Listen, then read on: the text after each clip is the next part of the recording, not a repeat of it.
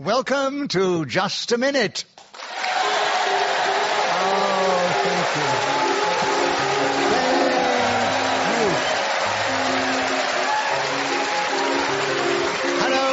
Hello, my name is Nicholas Parsons, and as the minute waltz fades away, once more it's my huge pleasure to welcome our many listeners, not only in this country, but around the world, but also to welcome to the programme four exciting, dynamic personalities who are going to pit their wits against each other as they try and speak on a subject that I give them, and they try and do that without hesitation, repetition, or deviation. And those four bright people are seated on my right, Paul Merton and Tim Rice, and seated on my left, Liza Tarbuck and Graham Norton. Will you please welcome all four of them?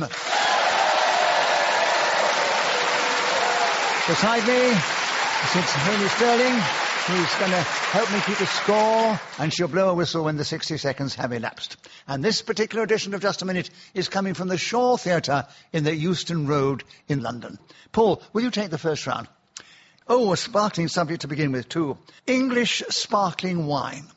Will you tell us something about that subject in this game, starting now? English sparkling wine is an exceptionally good drink. It compares very favourably to the French champagne. In blind taste tests recently in Paris, the country of France was astonished to find that it lost out to the English sparkling wine. Kent and Sussex are two counties in this country that produce this particularly fine drink. Chilled to perfection. Liza Tarbuck. That's second drink.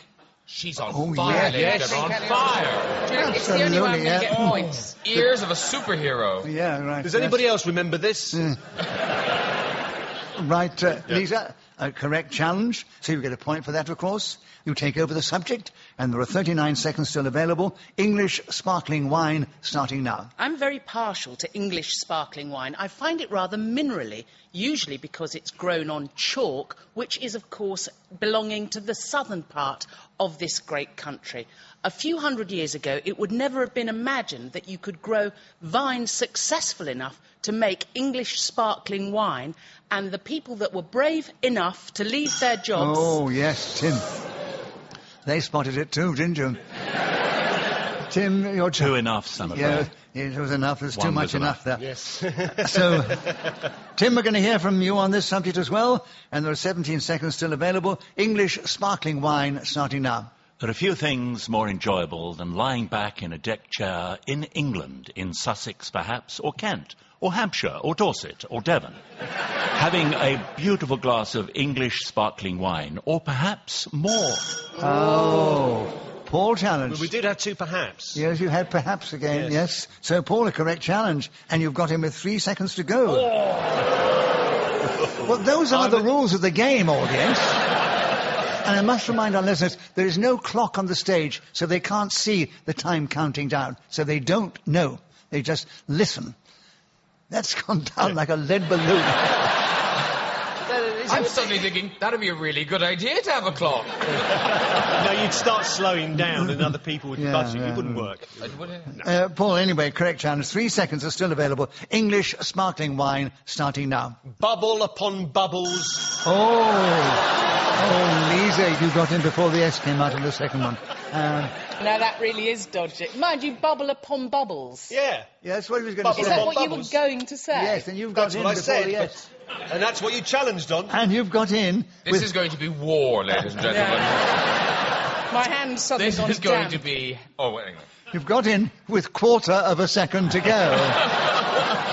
And you start now. Lemony.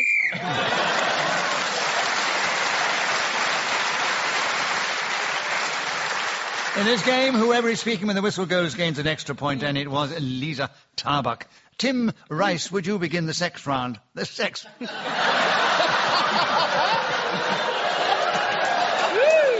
Oh, dear. This game has changed. Yes. It's evolving in the front of our eyes. Right. Tim Rice, will you take the next round? And the subject is, or begin the next round, Muesli. Tell us something about Muesli in this game, starting now. In my childhood, Sundays was cornflakes, Monday, sugar puffs, Tuesday, farmer's glory, Wednesday, force, Thursday, shredded wheat, Friday, shreddies, Saturday, muesli, That was the highlight of my week, and I made my own muesli from a concoction of interesting ingredients, such as grass, Maltesers. Graham's challenge. I have no interest in grass. I didn't even hear what he said. I thought He said it was going to be interesting. He said interesting ingredients, then he went with grass and... I to don't be know fair, what else. grass and Maltesers is sitting off a pretty high standard for interesting. I mean, there aren't many... Mind you, muesli was the highlight of his week, so... all bets are off. Yeah, I think I'm going to give you the benefit of the doubt on that one, Graham, and tell you you've got correct challenge and 34 seconds available on muesli. Starting now. Did a sort of cloud of depression descend on the audience as our esteemed chairman even uttered the word muesli? It's dust... Oh, I've lost it. It's an inhibiting terrible. subject. That could be one of the Really great bad. advertising slogans of the year. It's dust. You're buying dust. Yeah, I've never heard anybody actually slow down and come eventually to a halt. Right. No, I was playing Hunt the Word and didn't find it. It was Right. I think I know your challenge. Hesitation. Yes, well done, Paul. 22 seconds available. Muesli is starting now. It's a kind of ambitious porridge, isn't it? Jumbo oats lying around thinking to themselves, what can we do to improve our lives? Start hanging around with some fruit, perhaps. Piece of cut strawberry, the odd blueberry coming your way. Soon the elements of the muesli look at each other in the eye and say, we are now members of a community. Back in the old days when we just hung around with our own kind...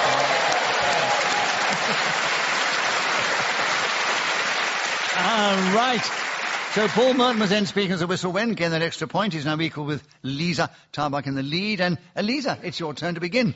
And the subject is the rain in Spain. 60 seconds as usual, starting now. The rain in Spain is one of those phrases used to make your pronunciation of the English language allegedly better, into what's termed at the Royal Academy of Dramatic Art, where I was trained, RP, received pronunciation. And it's best seen, perhaps, in the film My Fair Lady, where Rex Harrison schools his young lady for a bet. Paul, challenge. It's unfortunate, but it's a repetition of Lady. My Fair Lady. My Fair Instructs Lady, yes, well, listen. Yes. If you're going to play it... Oh. Are we closer to the underground than I thought? You played the game before, haven't you, Paul? Yes.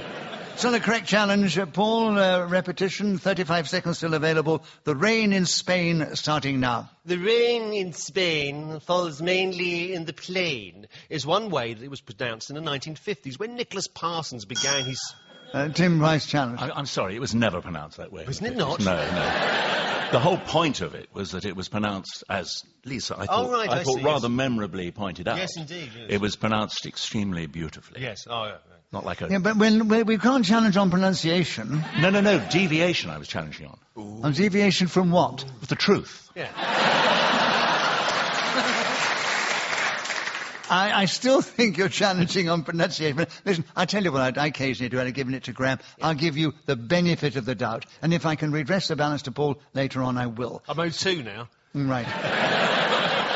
So you have the benefit of the doubt, and you have the rain in Spain, Tim, 27 seconds available, starting now. The rain in Spain stays mainly in the plain was just one of the memorable lyrics by Alan J. Lerner, a terrific wordsmith and man of literature. He also had phrases such as, Hertford, Hereford and Hampshire, hurricanes hardly happen. This was another superb word... Yeah. Wordage. Paul, you challenge. Slight hesitation. Yes, so you total- get it back total again, collapse. so I apologise. you lost it and you gain the points. 7 seconds are still available. The rain in Spain, Paul, starting now. The rain in Spain is a phrase that was first used to me in anger in 1978 by a man who... Lisa, challenge. We had 1950s before, so we had 1978 then. Oh, yes. Oh. If we're playing like that... There we Lisa, are. this time you've got him with half a second to go. Oh. And you've got half a second. The rain in Spain, starting now. Pearls of wisdom.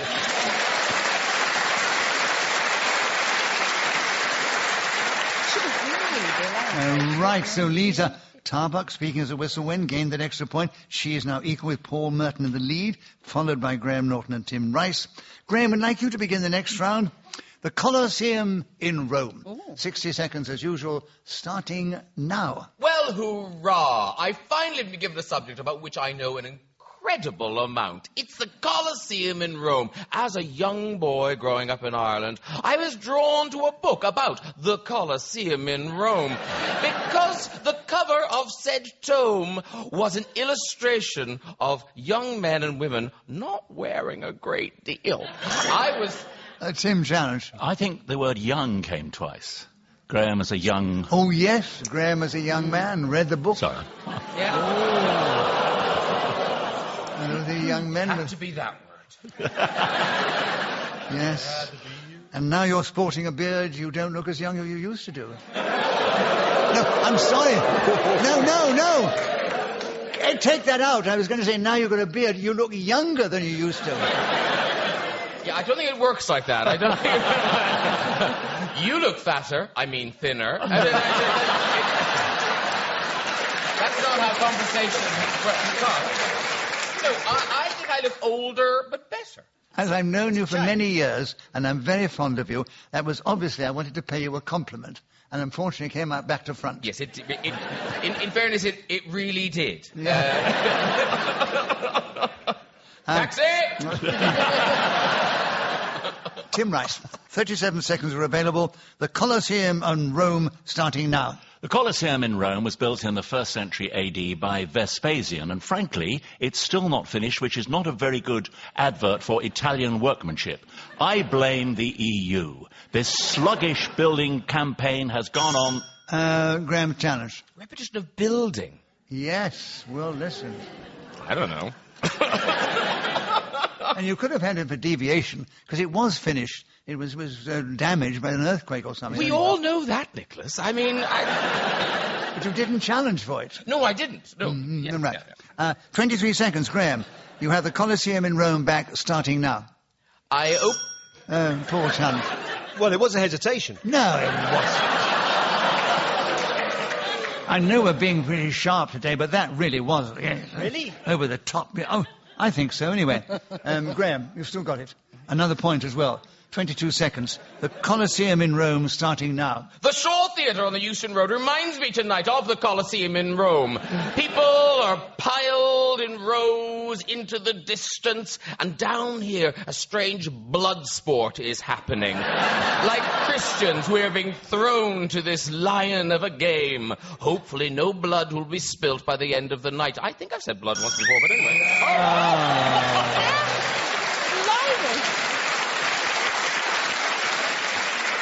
You were still speaking as the whistle went, even though you had repeated yourself. So, Graham, you get the point. You move forward. You're in second place, actually, behind our leaders, Paul Merton and Liza Tarbuck. It's only 1 point between all of them. Paul, we're back with you to begin. The subject is the Eden Project. Can you tell us something about that subject in this game, starting now? I was wandering through this garden one day when I was approached by this rather beautiful woman. She said to me, "My husband, Adam, over there, doesn't want me to eat from this tree of knowledge. What do you think?" I said, "Well, I'm simply a snake. Why would you ask me?" And then I thought to myself, what advice could I give this delightful creature at this beginning of humanity's birth? I said to her, "You must grasp the apple by the stalk, and by chewing into it, if you are imparted, therefore, with the great power of Wikipedia."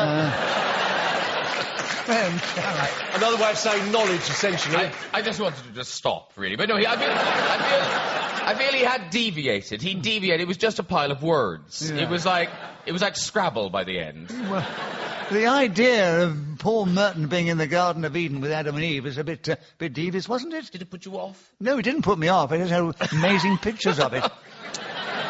Thought of him naked as well was even... I didn't mention me being naked. I never said anything about being naked. You were a snake. It was stop wearing snakeskin shoes. Right, Graham, a correct challenge, 31 seconds available. The Eden Project, starting now. The Eden Project is a marvellous name for something, isn't it? What a shame it actually refers to a big greenhouse. Because it is a disappointment, I feel, if you drive many miles to go to something called the Eden Project. You want to see something exciting, but Tim challenged. 2 somethings. 2 somethings, yes. Yes. Indeed. Sharp, That's but 3 correct yeses. answer. And so there are 14 seconds now, Right. Tim, on the Eden Project, starting now. I think Frankie Vaughan told us best about the Eden Project. When you walk in the garden, in the lawns of Liza challenge? Hesitation. I think so. Oh, come off it. Oh, hello. Hello, Dolly. No, I Another think... half a second one, won't it? No. No, 7 seconds. 7 seconds. Oh, Oh, marathon. dead. 7 seconds for you, Lisa, having got another point on the Eden Project starting now. The tropical plants that grow in the fecund soil of Devon and Cornwall's Eden Project are something to behold. Devon and Cornwall? Where is it? I've never been. Well, it's neck and neck and neck. If you're interested in the point, it's neck and neck, as I said. 1 point ahead of the other 3 is Liza Tarbuck now, Oh. having got that point there. And, Tim, we're back with you to begin. Rhyming slang. Tell us something about that in this game, starting now. Rhyming slang, the most famous expression is probably apples and pears, which nobody ever uses. I couldn't really give a Lisa about rhyming slang. It's something extremely uninteresting.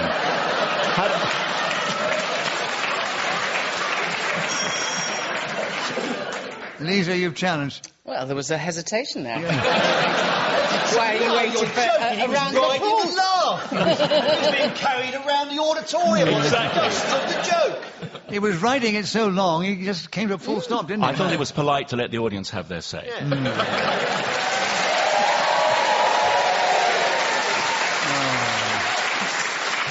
Give the audience a point for... I don't know what they'll do with it, but they're entitled to it. In fact, you can give them 2 points. You can walk home with 2. It'd be nice to go home and say, oh, I was at a recording of Just a Minute last night, and I got a point. Spend it wisely. Lisa, correct challenge. 42 seconds for you. Rhyming slang, starting now. Allegedly started between traders in streets in London. Tim challenge. Oh, I thought there was a definite hesitation. Yes, Could I have think we driven give a that truck one to through you. it. I think we give that one to you. I'm sorry, Lisa. Tim. But Rhyming I'm not bitter. But you've got the subject. 37 seconds, Tim. Rhyming slang, starting now. Had I written that well-known popular song, Any Dream Will Do, many moons ago, and known about rhyming slang, I would have said, I closed my eyes, drew back Paul Merton, to see for certain what I thought I knew. In fact, I was unaware of this huge, massive advantage, that wonderful...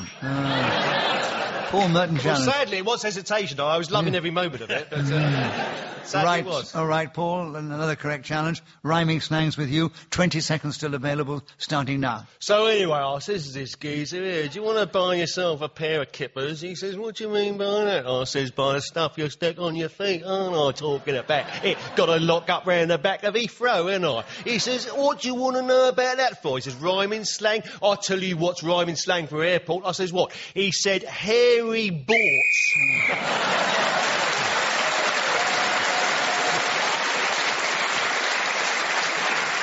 So, Paul gave us a lovely example of rhyming slang by the people who probably invented it. That is the London Cockneys. And, only 1 point separates them all. Lisa, Paul, Graham, Tim, they're all 1 point. That does. 1 That's point the people between all playing of the you. game.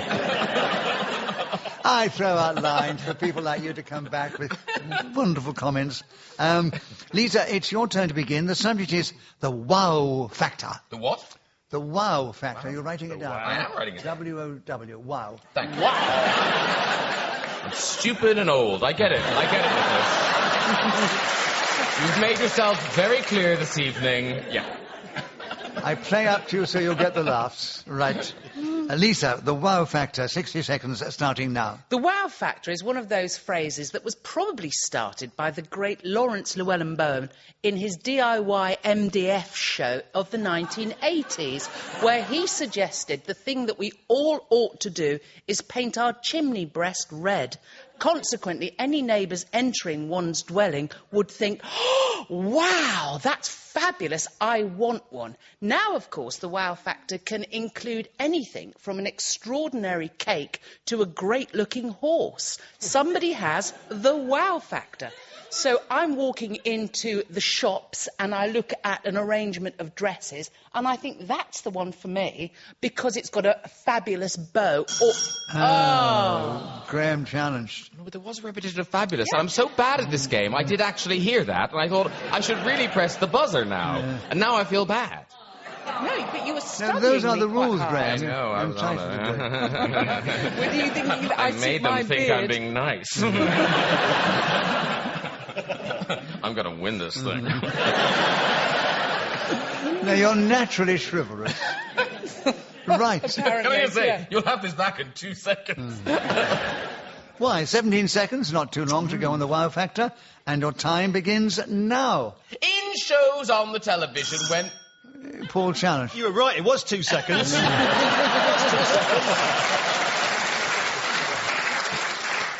I did this once with Graham, I'll do it with Paul now. Give him a bonus point because we enjoyed the interruption. And, Graham, you were interrupted, so you get a point. And you have 14 seconds, the wow factor, starting now. Wow is a great word. And because it's in the subject, of course, it bears repetition. People don't just go wow, they go wow, wow, wow. Sometimes they can go wow, wow, wow, wow, wow. Paul, you challenged. A repetition of they go. Oh, yes. Right, oh, well. Yeah, I'm sorry I'm laughing because I enjoyed it so much. Yes, correct challenge, Paul. And you've got 2 seconds to go. Yes. Wow. Wow. Okay, the wow factor, 2 seconds, Paul, starting now. As Kate Bush once sang, wow!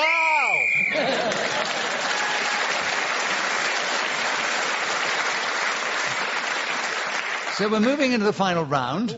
I'm sure you'd like to see the scores before we do that. And they are...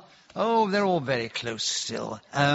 Paul Merton's just in the lead, 2 ahead of Graham Norton and Liza Tarbuck in second place, and they're 2 ahead of Tim Rice. So it's anybody's game still, if you're interested in the score. But I think the content is more important than the numbers. Yeah. Graham, it's your turn to begin. Oh, crow's feet.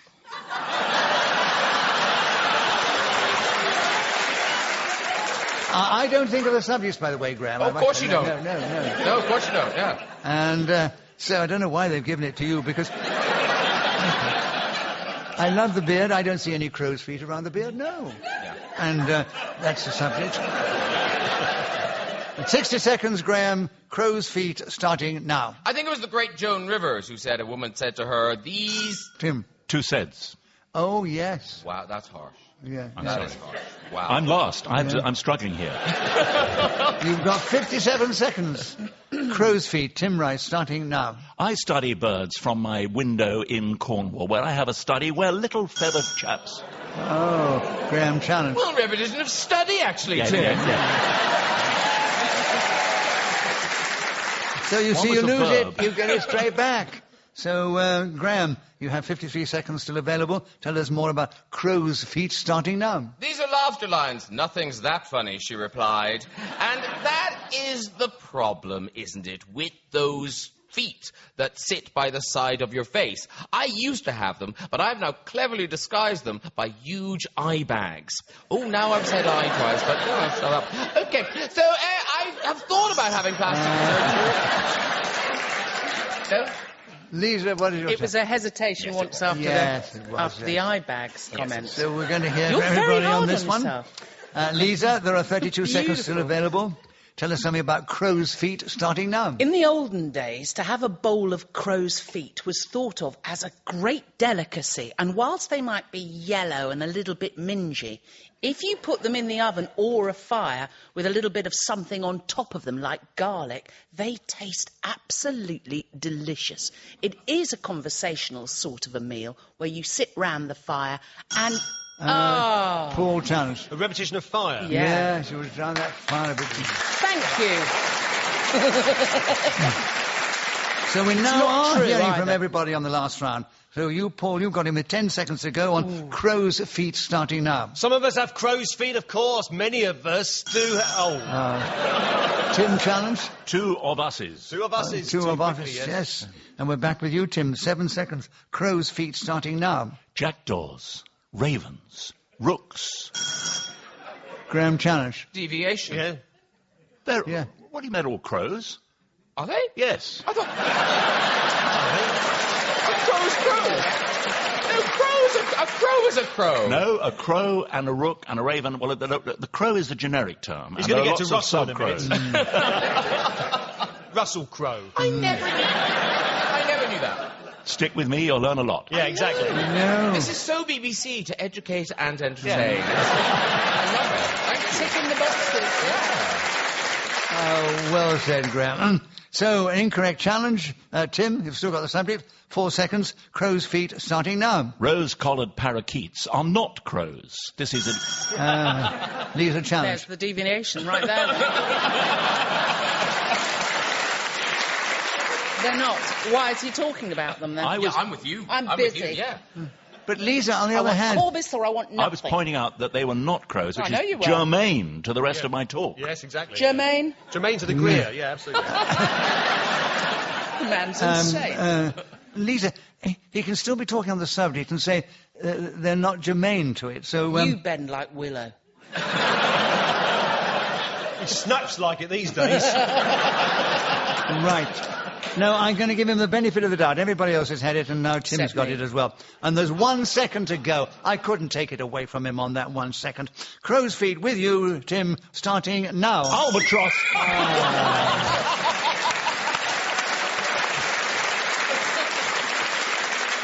So the final result, it could not be more fair.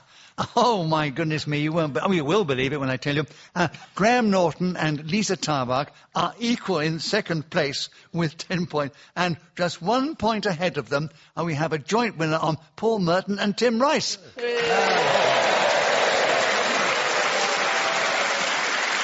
we do hope you've enjoyed this edition of Just a Minute. It only remains me to say thank you again to our 4 delightful players of the game, Paul Merton, Tim Rice, Liza Tarbuck and Graham Norton. I thank Hayley Sterling, who's helped me with the score, blown her whistle with such style after the 60 seconds elapsed. We thank our producer, Victoria Lloyd. We're indebted to Ian Messiter, who created this amazing game. And we're grateful to this lovely audience here in the Shaw Theatre, who really cheered us on our way with style and panache. Thank you to the audience, from them, from me, and from the panel. Tune in again at the same time when we play Just a Minute! Oh, yes.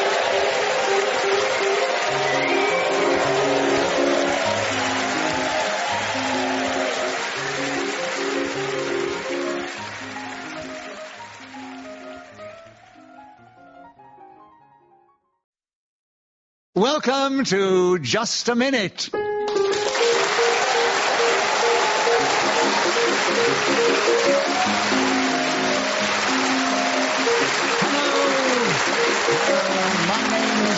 Parsons, and as the minute walls fades away, once more it's my huge pleasure to welcome our many listeners, not only in this country, but around the world, but also to welcome to the programme 4 exciting, dynamic performers. And they are seated on my right, Paul Merton and Alun Cochrane, and seated on my left, Gyles, Brandreth and Susan Calman. Please welcome all 4 of them.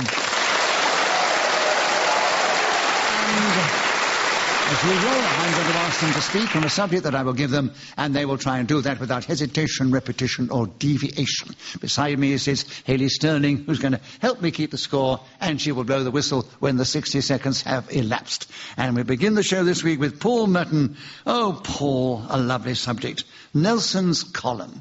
Tell us something about that in this game, starting now. In the 1970s, John Noakes climbed Nelson's column, covered in pigeon poo and cobwebs. The Blue Peter presenter, nevertheless, was a very popular man. And once he got up to the height and looked at Nelson eye to eyeball, he realised something very peculiar. That although he was now above the metropolis, he could still hear the roar of London's traffic beneath him. As he looked towards the east, there... Gyles. Repetition of looked. Yes, he looked down and he looked towards the traffic. Yes. Well, listen, Gyles, you take over the subject. There are 34 seconds available, and you start now. Officially, I believe it's called the Mandela Monument, but the locals think of it as Nelson's Column.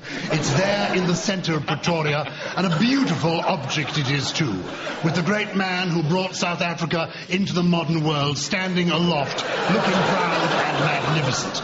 I happen to say that I once worked on the Baltimore Sun when the Nelson Rockefeller candidate came along and I was responsible for editing his column. I've had a lot of experience of Nelson's column in all sorts of different ways, but once I was invited to go up it itself.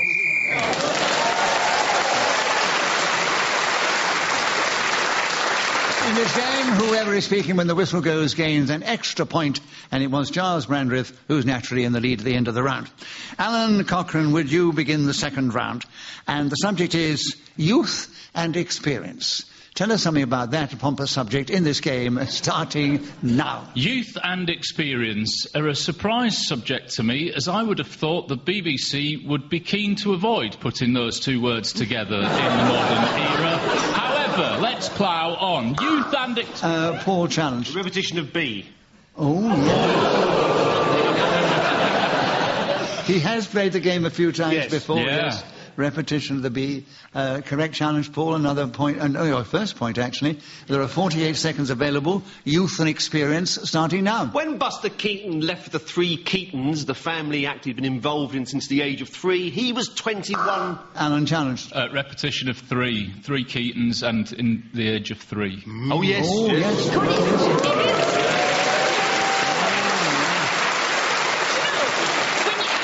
To it at home, you have no idea. It's kill or be killed. This is the tensest thing I've ever seen. Don't worry, darling. It'll all come to you in an end.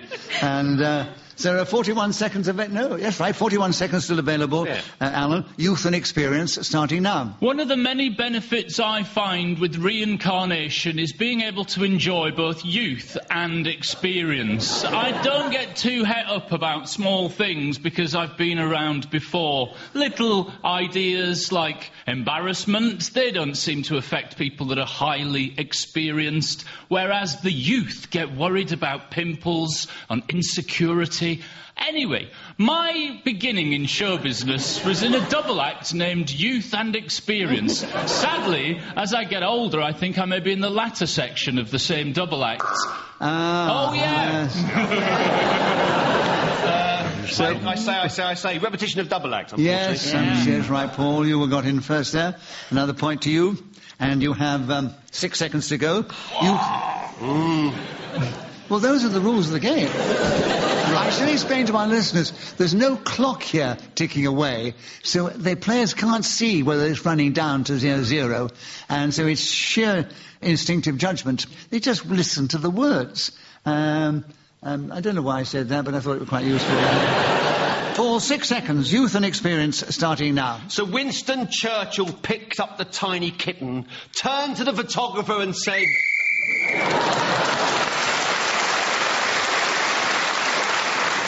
So Paul Merton was speaking as a whistle when gained that extra point, and he's taken the lead ahead of Gyles Brandreth.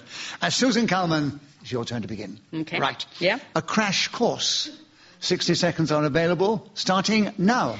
A crash course is always something positive, unless it's something that happens during a driving lesson. I think a crash course is something that everyone should go through. I recently had one when I got married, just at the start of last year. I got a crash course in how not to behave, mainly the way that I generally conduct myself around the house, which includes things like dropping my pants at my feet, which I think is a feminine thing for a lady of a certain age to do.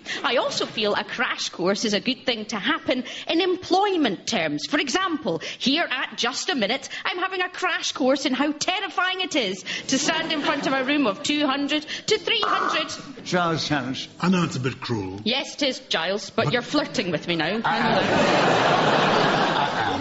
A repetition of something 3 times. Oh, yes. You're right, Gyles. And, of course, deviation, because you're not standing, I don't think. Well, how do you know I'm very short, Gyles?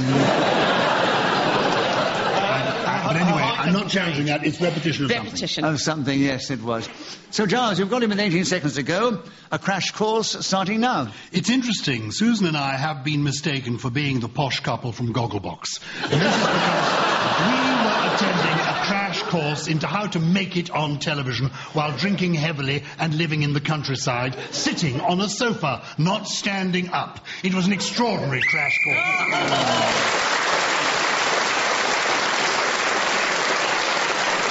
So Gyles Brandreth, speaking as a whistle, when then again an extra point. He's taken the lead again. And Gyles, it's your turn to begin. Oh, lovely subject. Alice in Wonderland. That is the subject. Alice in Wonderland.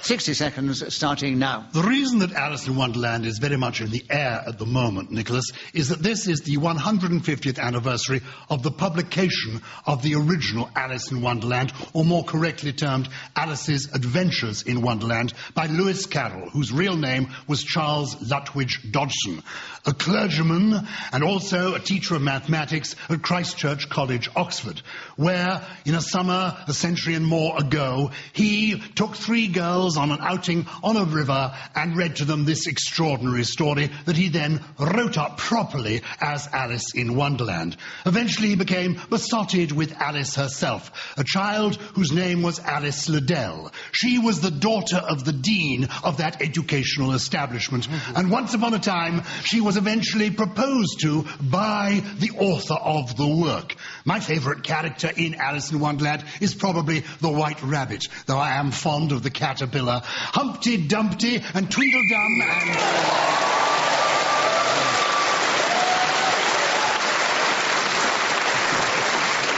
So, Gyles, you obviously know your Alice in Wonderland. Yes, I know all those things as well. I thought you were going to go through all the subjects there. I was about to get to all the characters, and I realised I just reached Tweedledum and Tweedledee. And I was saved by the whistle. And you were kept going to the whistle when again that extra point for speaking as a whistle when, and also another point for not being interrupted. Well done. And you've increased your lead. Paul, we're back with you to begin. Oh, a nod's as good as a wink. Tell us something about that in this game, starting now. It's a phrase, a nod's as good as a wink to a blind horse, meaning that if you make something very obvious or indeed subtle, it doesn't matter if the equine in question can't see. I once bet on a 4-legged creature that entered the Grand National hoping that it would beat the other quadrupeds it was racing against. But no! It came in last, and I blamed the jockey. I said, what's the matter with you? He said, the mysteries of the animal that I've been riding are many. He said, a nod's as good as a wink, follow me. So I came down towards his height and saw that there was a little burrow, and down there I found Gyles Brandreth talking to Charles Dodgson. And what the most extraordinary thing was that the aforementioned Mr. B looked just like the White Rabbit. He had a checkered waistcoat and a watch. He looked at the time. He said, there must be more than this to just a minute. I said, no, it's really quite simple. Just keep talking rubbish as long as you possibly can.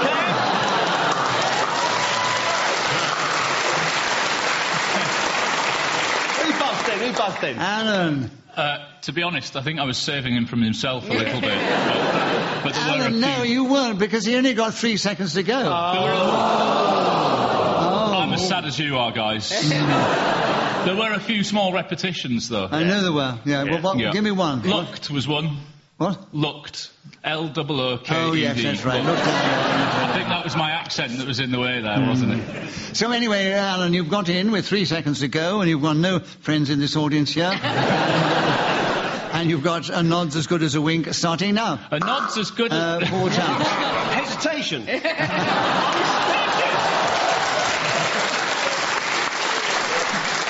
I'll give you a bonus point for cheek.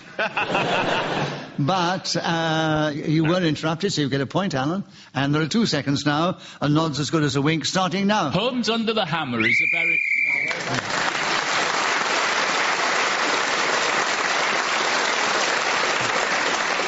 Right, so at the end of that round, Gyles is still in the lead. He's 2 points ahead of the equal in second place is Alan Cochrane and Paul Merton. And Susan's behind them. And Alun, it's your turn to begin. The subject is the War of the Roses. You see, we do mix it all up.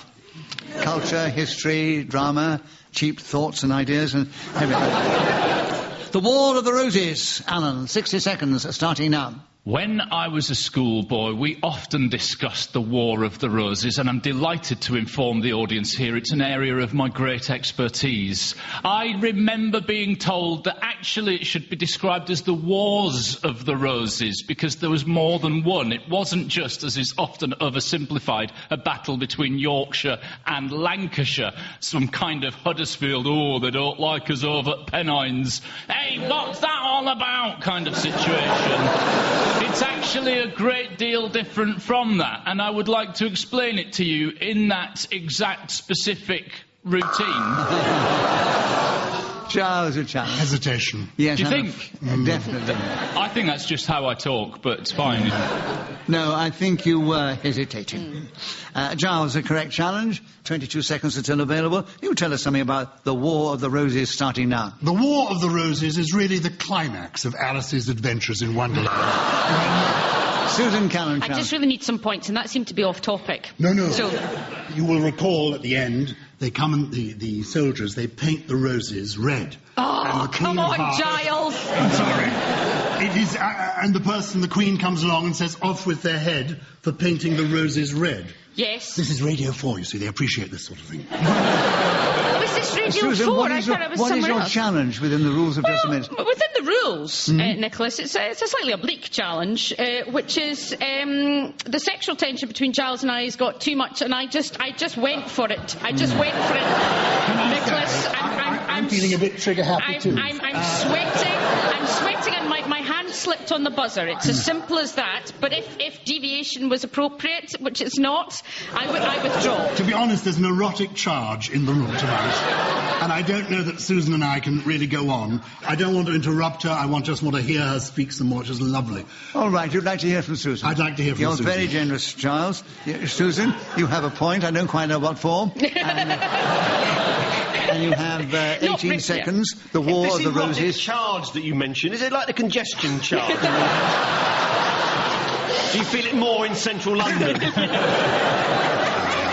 But it doesn't stop at 6 o'clock. Doesn't it? 18 seconds, Susan. The War of the Roses started now.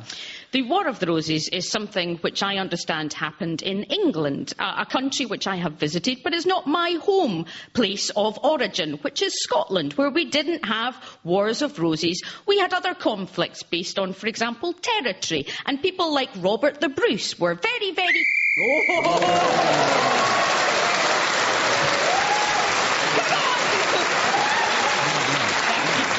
Susan Calman kept going to the whistle went, gained that all-important point, and she's still in fourth place, but she's doing very well.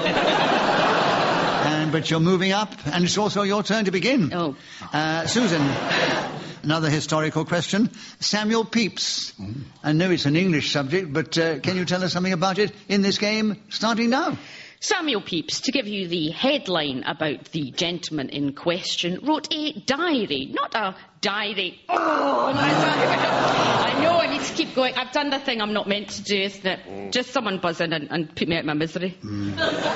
Giles, do it. A repetition of diary. Yes. Repetition of diary, I yes. did it. Yes. I did it. 52 seconds, Giles. Samuel Pepys, starting now. Samuel Pepys has long been my role model because of his work as a diarist, not because he is a man...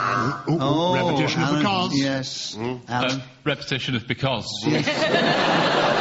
Thanks, Giles. And it's not because Giles told you. No, No, I've right. got it. He's a very honest man, Giles, isn't he? 46 seconds with you, Alan, on Samuel Pepys, starting now. Samuel Pepys, but it's not his fault. His neighbours haven't got curtains. And that's one of my favourite name jokes, everybody. I don't think he can have been that good. He couldn't even spell his own name properly. Giles challenge. Repetition of name. Name, yes. He's got yes. Yeah. Didn't realise until 33 seconds are still available, Giles. Samuel Pepys, starting now. Elizabeth Pepys had a bit of a rough ride because he was something of an old goat, was Samuel. Young man that he was. He had an eye for the ladies around Cheapside, a good name for that part of the world. His diaries are now kept at the college that is... Oh, yes, Paul. Well, I think there was a slight hesitation. There was a slight hesitation there, Paul. Yes, you're correct. Samuel Pepys is now with you. Well, he's not with you, the subject is. 16 seconds available, starting now. January the 3rd, 1665. Invited round to the parson's household. Nicholas, as always, in good cheer. He's celebrating his 85th birthday and looks every decade of it.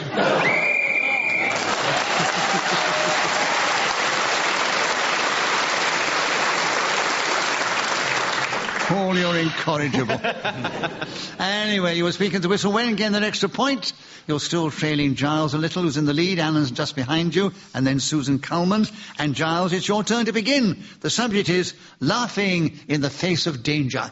60 seconds as usual, if you want it, starting now. Laughing in the face of danger. Ha! That could be the story of my life, the title of my autobiography. When recently I texted my wife to tell her that I had laid the au pair, I was really in danger because, of course, I meant to say paid. And the misunderstanding caused her to come round with a rolling pin. I was terrified, but I laughed in the face of danger, as I did when I abseiled down Nelson's column in the company of John Noakes. The pair of us strapped together. I laughed in the face of danger, particularly as waiting at the bottom was the Blue Peter dog, yapping at my heels. It was a terrifying experience. I laughed at danger when I asked to take Susan out and her parents hit me over the head with a frying pan, saying, "You are not going to do anything like that. I have spent my life laughing at danger. I don't care." Right, Susan, you challenged. Challenged. Yeah, you didn't hit him over the head with a living pan, did he? Yes, I have already scored, Gyles, in a very unusual place. And yes, none of that. Yes, all of that. That frying pan, which you never hit you over the head with. Absolutely not. But for a start, my parents are very, very small and couldn't reach Gyles's head. So factually, none of that could possibly have happened. No, right. So we'll listen, and you've got 7 seconds on laughing in the face of danger, starting now. Tonight I feel that I am laughing in the face of danger as I sit next to possibly the most sexually attractive man I have ever...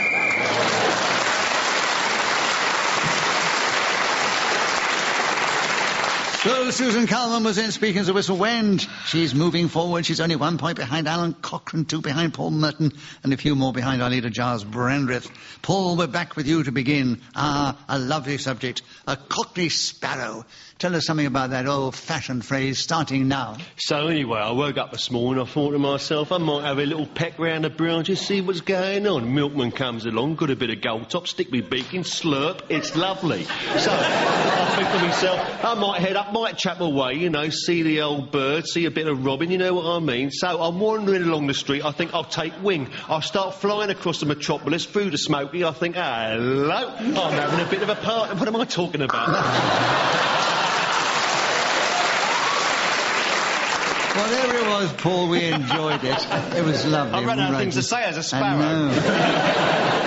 Alan, you challenge first. There was a bit of deviation at the end. There was quite a lot of repetition of I think this, I think that. There was a lot of that. You've got to do that. Right, and hesitate. Right, Alan, correct challenge, 34 seconds.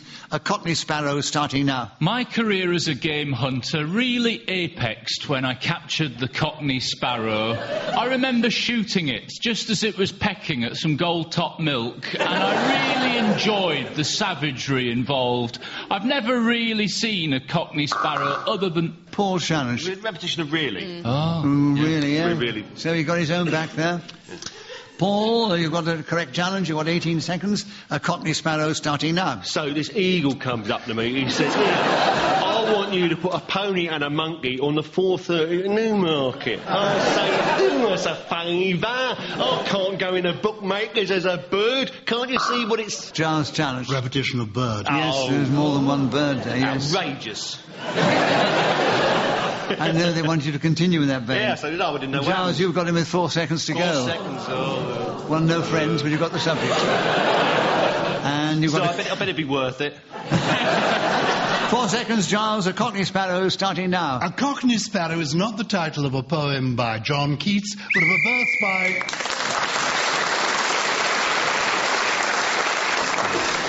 Right, let's carry on with the show. Easter eggs. Oh, yes. Alan, your turn to begin, so tell us something about Easter eggs. 60 seconds starting now. Easter eggs is an example of words that don't mean what they used to mean. It's now a hidden thing on... Oh, yes, Gyles. Repetition of mean. Mean, they used to mean, right. So Gyles has got another point, and he's got 55 seconds. Easter eggs starting now. Earlier this year, I had the privilege of attending the Royal Maundy service at Sheffield Cathedral, and chatting with Her Majesty afterwards, I said to the Queen, "May all your Easter eggs be Fabergé." She looked bemused, because of course they are. What a remarkable woman she is. Her Easter eggs are wonderful antiques from the Roman and from later the Russian Empire. Susan Janet. There were two froms. Yes. Oh. Absolutely. I spotted. Yes. Well, listen, Susan, yes. Thank you. Just one person appreciating it at the back. Yeah, your fan club's woken up, right? 31 seconds, Susan. Tell us something about Easter eggs starting now.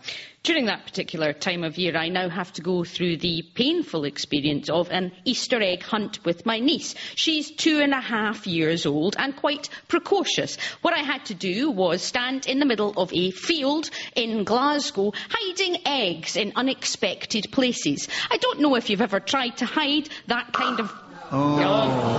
Yes. Hide and hide. Absolutely. So yes, correct. I was going to say repetition, but I was wrong. But you give Susan a point? Absolutely. It was an incorrect challenge. Yeah, 10 seconds still available for you, Susan. Easter eggs starting now. First of all, I started by attempting to shove them into electricity pipes, which was a bad idea, as it turned out, when I electrocuted myself.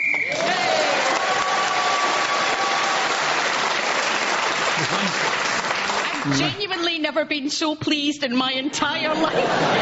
This is the best show ever. And you're doing very well, and we're moving into the final round. I expected more than that, actually. I'll give you the situation as we do. Actually, Susan's not in last place now. Alun Cochrane's trailing a little. And 1 point ahead are Susan Calman and Paul Merton. Gyles is still out in the lead, 3 or 4 points ahead of them. And Susan, we're back with you to begin. It's a very English subject for a Scottish girl. The White Cliffs of Dover. Can you tell us something about the White Cliffs of Dover starting now? If I can be very honest with you all at this point in time, I have never visited the White Cliffs of Dover. It's about as far away as you can possibly imagine from my hometown Glasgow as you can get. Paul Shannon. Yeah. Isn't Rio de Janeiro further? To say in the British Isles. I know. I think she conveyed to me that she meant... She conveyed to you, did she? Yeah. About as far as you can get in the British Isles from her home in Glasgow. Yes. So I give you the benefit of the doubt, Susan. Thank you, Nicholas. And you keep the subject. You've got another point. 48 seconds are still available.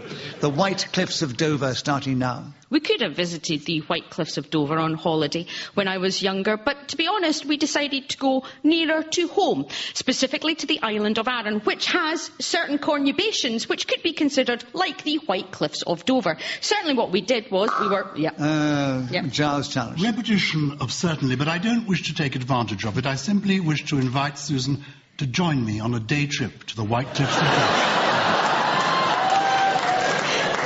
You have to go at a certain time because he gets a concession on the buses. So you have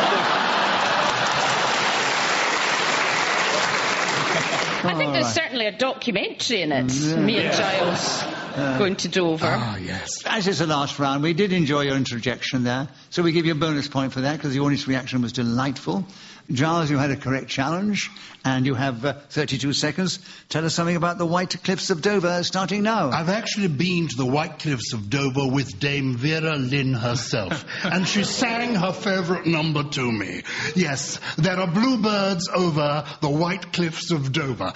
Tears filled my eyes, and I looked at this beautiful lady who had sung to us throughout the Second World War, and I thought somebody like her will come along into my life, and here is Susan tonight. It's amazing. She's become the kind of woman who can send beautiful... Alan challenged. I think there was a repetition of woman. Yes, there was a woman. Susan, don't go. Not even if you think it's good material. So, Alun, you've got in with 4 seconds to go. The subject is the White Cliffs of Dover, starting now. Other than Calais, the best thing about Dover is the White Cliff.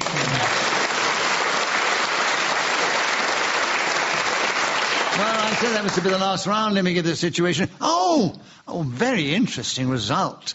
We have 3 people equal in second place. Paul Merton, Susan Calman, playing for the first time, Alan Cochrane, all equal in second place, and they are 3 or 4 points behind Gyles Brandreth, who's the lead, and therefore we say the winner this week.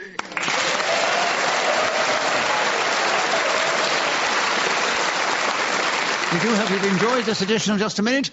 And it only remains for me to say thank you to these 4 fine players of the game, Paul Merton, Alan Cochrane, Susan Calman and Gyles Brandreth. I thank Hayley Sterling, who's helped me with the score, blown her whistle with such style when the 60 seconds elapsed. And we're deeply indebted to Ian Messiter, who created this amazing game. And we're grateful to Victoria Lloyd, who is our producer. And we're grateful to this lovely audience here in the Radio Theatre, who've cheered us on our way magnificently. So from me, from the team, and from the audience, goodbye, thank you. Tune in again the next time we play Just a Minute.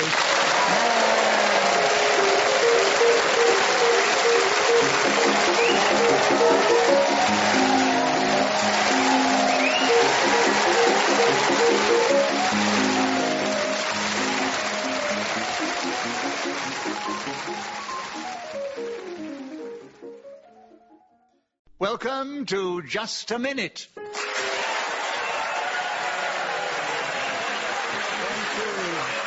Thank you. Hello, my name is Nicholas Parsons, and as the minute waltz fades away, once more it's my huge pleasure to welcome our many listeners, not only in this country, but around the world, but also to welcome to the programme 4 exciting and dynamic personalities who are going to play Just a Minute. And they are, seated on my right, Paul Merton and Sheila Hancock, and seated on my left, Pam Ayres and Mike McShane. Please welcome all 4 of them. And as usual, I'm going to ask them to speak on a subject that I will give them, and they will try and do that without hesitation, repetition, or deviation. Beside me sits Hayley Sterling, who's going to help me with the score and blow the whistle when the 60 seconds have elapsed. And we're going to begin the show with Paul Merton. Paul, the subject, oh, lovely one. The first cuckoo. Will you tell us something about the first cuckoo, starting now? The first cuckoo of spring. Generally a reader writes to the Times and announces that they have heard the first cuckoo of spring, this early harbinger of increasing... and Sheila, challenge. A repetition of spring? Yes. Oh, yes. It's not on the card. No, it's not. Yes, it's first cuckoo. So, Sheila, right away, you have a correct challenge for which you get a point. And, of course, you take over the subject. And the subject is the first cuckoo. 51 seconds, starting now. The first cuckoo was called Cuckoosaurus, and it was at the same time as the Brontosaurus. Only this one had wings, and over the years it has become smaller. Delius wrote a lovely piece of music about the first cuckoo, but it wasn't the one I was just talking about. That was another cuckoo. They are nasty birds, actually. They invade another's nest and have their babies there and force the other creature to feed them, which is a pretty murky job to do, because birds are constantly tweeting for food, and it is a... Birds on the social media. Constantly tweeting for food. This is an extraordinary deviation. Birds. Why? Birds On what basis it is deviating? She did repeat birds. Yes. She repeated Oh, birds. she did repeat birds, yes. Well listened. And you've got a correct challenge. You've got a point for that, of course. And you have 9 seconds still available. The first cuckoo, starting now. Nicholas remembers going to the circus and seeing a double act called Cuckoo and Something Else, and they were wonderful and impinged on his mind and forced him into a career of show business.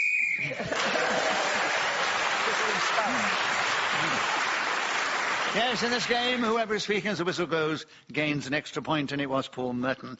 And Sheila, we'd like you to begin the next round, and the subject is sleeping like a baby.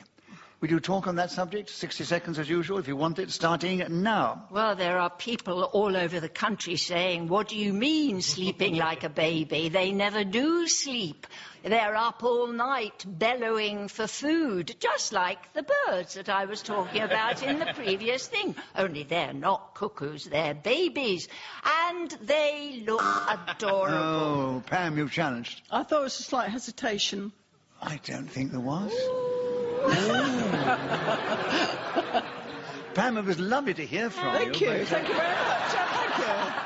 I must be fair, within the rules of just a minute, I don't think she really hesitated. Oh, all right then. It was a bit of a one. I know what you mean. Well, thank you, Sheila. Thank you very much. So, Sheila, an incorrect challenge. You have a point, and the subject still sleeping like a baby, starting now. One of my daughters would never go to sleep unless you drove her around in a car. Many's the time John and I have been having a lovely meal out with the baby supposedly sleeping in the carry cot, and it starts to cry, and off one of us has to go to keep the baby asleep by... Yes. No, I'm sorry, I'm wrong. I was going to say it was a repetition of baby, but of course it is on the card, and I'm very sorry. You didn't apologise, darling. It's all right, it's all right. We just love hearing from you, Pam, yes. I mean, You'll get me in the end, Pam. You can repeat words on the card and Sheila. babies on the card. So, 21 seconds still available, Sheila. Sleeping like a baby, starting now. A very good way to get a baby to sleep is to give them a dummy. Lots of people disapprove of that. Pam, challenge. No, I didn't. I really didn't. Well, your light came on. Because if you press your buzzer, the first one to press eliminates the other lights in front of me. Well, it must have been a tremulous, involuntary movement. An inspired spasm. Right. Yeah, it was... Oh, I just love that remark you made, so let's give you a bonus point for that. Do I get an extra point for a wrong challenge? Well, I buzzed. Did you buzz? It was him. You buzz. Wait, Pam is like him. I'll press your buzzer again, Paul. Yeah, well, there we are. What was your challenge? It was repetition of people, a lot of people. Yeah, there were a lot of there. people Right, there, yeah. a lot of people. So, Paul, you've got the subject now, sleeping like a baby, and there are 14 seconds available, starting now. In the old days, you used to give them gripe water, which is a lot of alcohol mixed with H... Sheila, You didn't give gripe water for sleep. You gave it for wind. But is it got alcohol in it? But you do give it for wind, don't you? Do you? That's right, yeah. Yeah.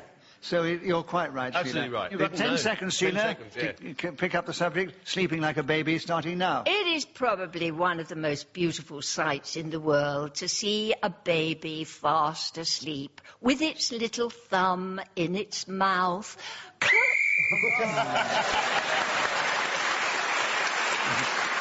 So Sheila Hancock was again speaking to whistle went. Gained that extra point, and she's in a strong lead at the end of the round. And Mike McShane, we'd like you to begin the next round. Will you tell us something about airport security? 60 seconds starting now. Airports are the bane of my existence because I possess prosthetic hips. These two pieces of metal have caused me more delays in my travels than I can count. Often, the trembling from the machine that vibrates to ascertain them is quite pleasant, but then it goes downhill from there. In my country, I'm subjected to a rigorous examination of every object of metal on me. I sort of feel like the Tin Man. It's a long, lengthy... Hesitation. Yes. Well, in between long and lengthy? After lengthy. After lengthy. Okay. Yeah, we could actually see your mouth was open, but no words came out. Well, okay. As you were searching for a different word from Yes. long or lengthy. But, I've got to mask that better. but that's the pressure of the game. Paul, you have a correct challenge. You have a point. You have airport security. 22 seconds starting now. Airport security, of course, has changed many times over the decades. Back in the 1930s, airport security consisted of people just turning up on time and having the money to pay to travel on whichever aeroplane they were wishing to embark. Nowadays, airport security is a rough, tough business. Sometimes you can see the people are a bit bored looking at these machines and you wonder whether that state...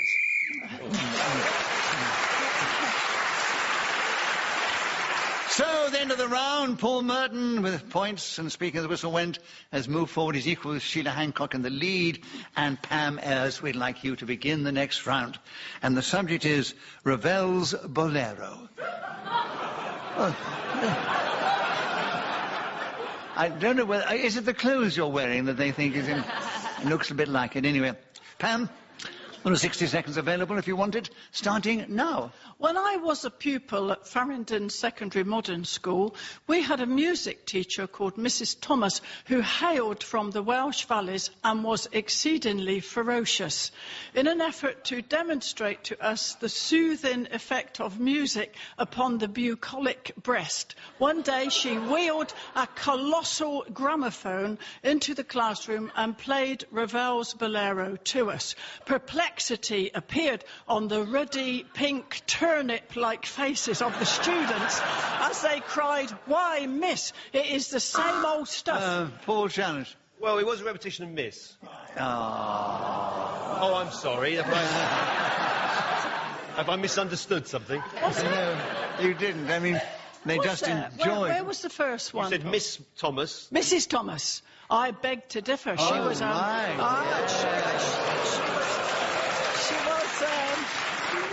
No, she was married because her husband worked there as well. It was... But you didn't repeat the misses. He came in as a miss the second time, Yeah, didn't he? because it was Mrs. Thomas, and the kids said, "Why, miss?"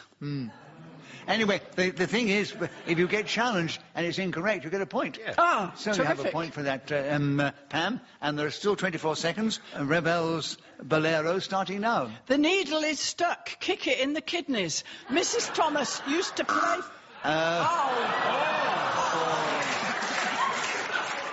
Paul, which one?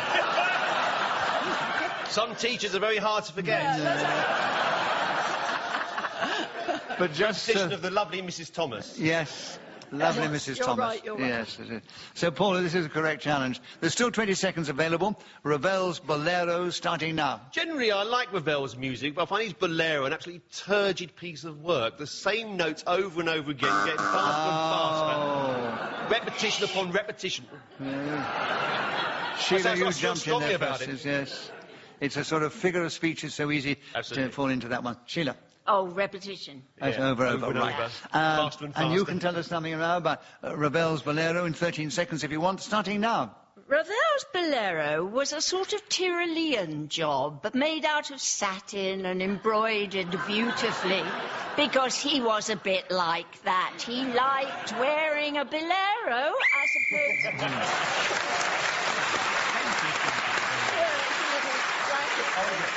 Right, yes. So Sheila Hancock, speaking as a whistle went, getting that extra point.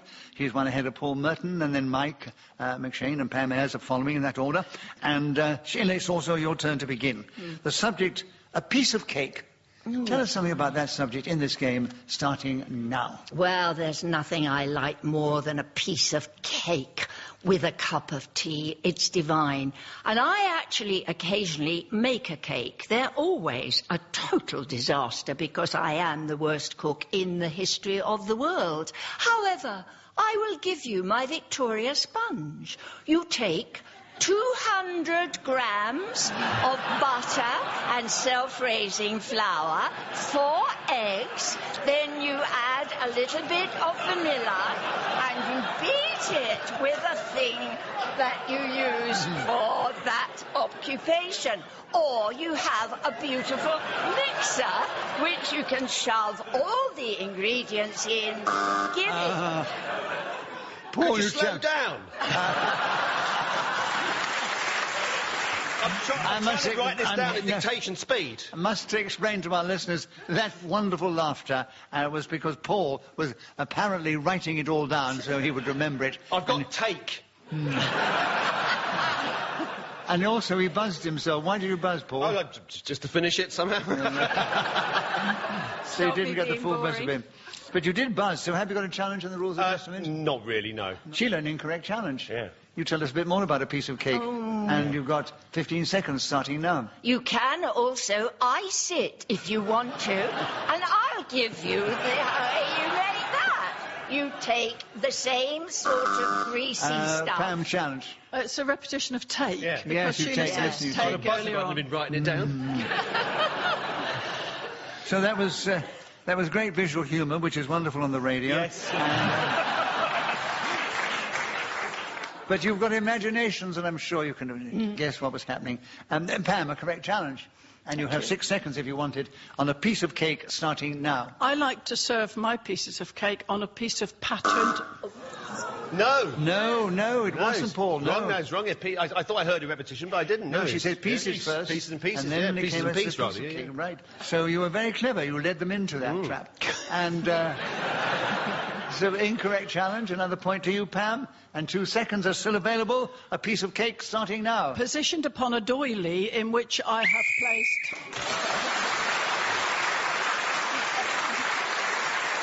Right. So Sheila Hancock's still in the lead, then Paul Merton, and Pam's moving up there a bit. Mike's still trailing a little. And Mike, it's your turn to begin. And a lot of phrases in this show, aren't there, this week? Mike, we've got now counting your chickens. It's a very English phrase, but do you know much about it? I do, but good, only in right. a Midwestern sense, really. From my All right. Oh, well, then you try and talk on counting your chickens starting now. My grandmother, Florence Stafford, raised chickens. She was a farm woman and had a lovely, lovely coop of Rhode Island. Oh. Dang. And, you know, when you go into reminiscence about your family, you just lose all thought. Sheila, you challenge first. Well, I'm Lovely, afraid lovely, it was right, a yes. repetition. It And was. it's- I would have let it go, but It was a bit too letters. obvious, wasn't it? Yes. So, Sheila, you've got 51 seconds if you wanted. Counting your chickens starting now. Counting your chickens before they're hatched means that you shouldn't anticipate the fact that you're a success. Pam, challenge. I would say it was a hesitation. It was a hesitation, Pam. And so you've got a correct challenge. And there are now 42 seconds available if you wanted. Counting your chickens starting now. I am patron of the Battery Hen Welfare Trust, which rescues chickens from... Oh, no. Oh, no. Mike, you challenge first. Yes, it was chickens, wasn't it? It was something else. Oh, cluck. I was going to say... I thought it was repetition, and I missed No, it. darling boy, it was hesitation. It was hesitation. So I was wrong. No, you were right. I'm trying to help you, Mike. Why, thanks a lot. You're absolutely right, Nicholas. Thank you very much. It was great. They slipped me a 10-pound note under the table.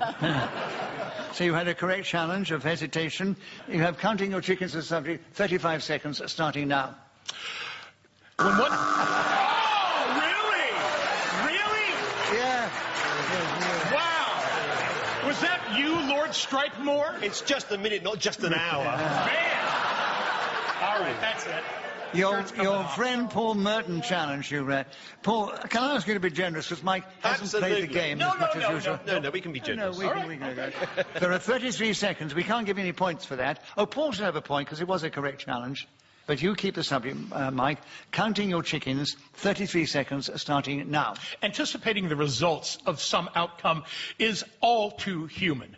But it often ends in folly. When one tries to think ahead, the future throws itself in front of you with opportunities and detours that would ruin any progress. It's difficult. I must say, you're the only contestant we've ever had, or player, who gets applause for making mistakes. So, Paul, this time it was any, right? Yes. Counting your chickens is with you, and 17 seconds to go, starting now. 1, 2, 3, 4, 5, 6. This is how you count your chickens. When I live in the country with a massive house that's surrounded by anti-fox fencing, I will invest in some beautiful chickens. My favourite are the Rhode Island Reds. What a character they are.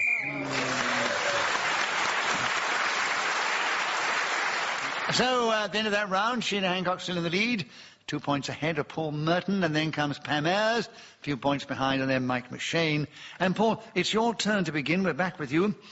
Being hoist with your own petard. A well-known phrase. Can you talk on Being it? hoist with your own petard. Yes. Right, okay, yeah. Some people say being hoist on your own petard, but I think the correct one is being hoist with your own petard. Starting now. Well, a few weeks ago I was hoisted with my own petard and I couldn't walk straight for a week. I was playing just a minute and I challenged somebody on repetition, and then all of a moment later I was indeed the subject of a challenge from somebody else, and it turned out I'd been... Pam challenged. It's a repetition of somebody, I think. Yes, right, yes. I think it was a repetition of somebody. Well done, Pam. Yes. And you've got a correct challenge, and you have 46 seconds. Being hoist with your own petard, starting now. My husband, when I first met him, always used to say, hoist on your own petard, and I didn't understand what it meant. But not wishing to look parochial, I would agree with him and say, yes, he certainly was. He won't try that again. I can't think of anything else to say about it. Sheila, your challenge. Hesitation or stopping. Yeah. Yes. She was pausing for the laugh she deserved. Sheila, you've got him with 29 seconds to go on being hoist with your own petard, starting now. Hoist with your own petard, I think, was said by Hamlet in the play of the same name, but I can't remember the complete thing. But it's something to do with Rosencrantz and Guildenstern. And a petard was actually a sort of bomb. I thought it used to be a sword, but it isn't. It's something that explodes and kills people. And you've got to be careful that you don't...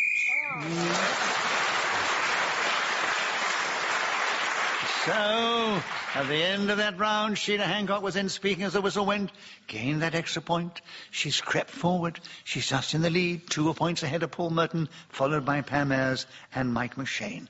And Mike, we're back with you to begin. The subject is Jacques Cousteau, starting now. The red beanie cap that Jacques Cousteau wore became a trademark on television when I was a young child. His effervescent, slow Gallic quality as he described the ocean's riches riveted me, and I stood in front of the television for many, many hours enjoying his ecological...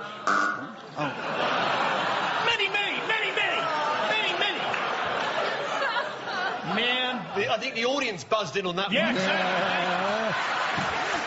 I'm like some bad gangster character. Hey, it's Mike 2 times McShane. Hello, hello.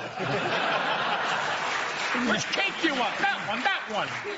No, it's a figure of speech, so people do it really, really... But I've got to... You've got it, yeah. Well, I'll learn by scorn. Pam, you challenge first.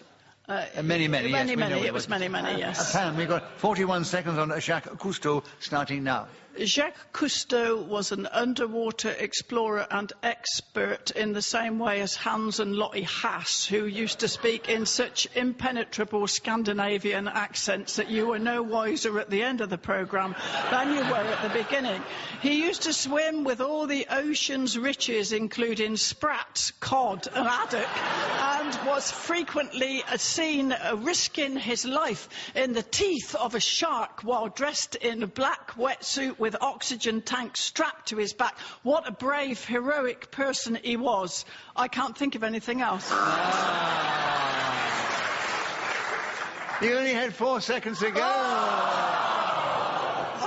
Oh, damn. It's best to keep going. Did it before. And Sheila, you came in first. Oh, yeah, yes. Sorry, hesitation. No, I ran out of steam. Never mind. So anyway, you've got 4 seconds, Sheila, tell us something about Jacques Cousteau, starting now. Jacques Cousteau very nearly died in a pool near... Paul's challenge. Deviation, he did die. He's been dead for 20 years. You didn't let me more finish. deviant than that. He very nearly died in a pool, I was about to say. I should near have me. listened. She didn't finish the sentence, Didn't finish the actually, Paul. sentence. No. But we love the interruption. Oh, Good, I get an extra point. Yes, you do.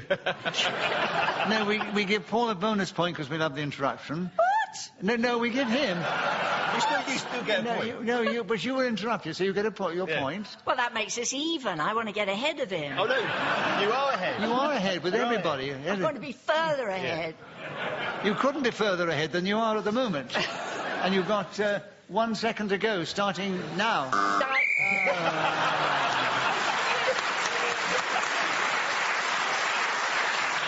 Though she didn't want the subject, she cleverly kept going till the whistle went and gained the extra point, and we are moving into the final round. You are a lovely audience. Right, but at the end of that round, as we move into the final round, Sheila Hancock is still in the lead, just ahead of Paul Merton, and then it's Pam Ayres and Mike McShane in that order. And Sheila, we're back with you to begin, and the subject is tea for two. 60 seconds if you want it, starting now. Tea for two and me for you, and I can't remember the rest of the song. However, I will... challenge, yes. Well, I thought it was deviation. From the tune. Well, no, I can't remember. I thought when Sheila sang, I can't remember the rest of the tune, I thought that was deviation from the subject of Tea for Two. But I may be wrong. I may be being pedantic. I don't think the lyrics were, was it? Tea for two and two for tea. They were right, the lyrics, yeah. weren't they? And me for you. And you for me. And then when Sheila... Love us alone. 2, 3, 4. So she did Two for deviate from me the and lyrics two of the for song. I thought Right. she deviated from the subject of Tea for Two. By Yes. admitting not. As she was singing why- it, she was obviously trying to demonstrate the song, and so she was deviating by not giving me the right correct words of the song, so I give you the benefit of the doubt. So, Pam, you have a point, of course, and 52 seconds are available. Tea for two, starting now.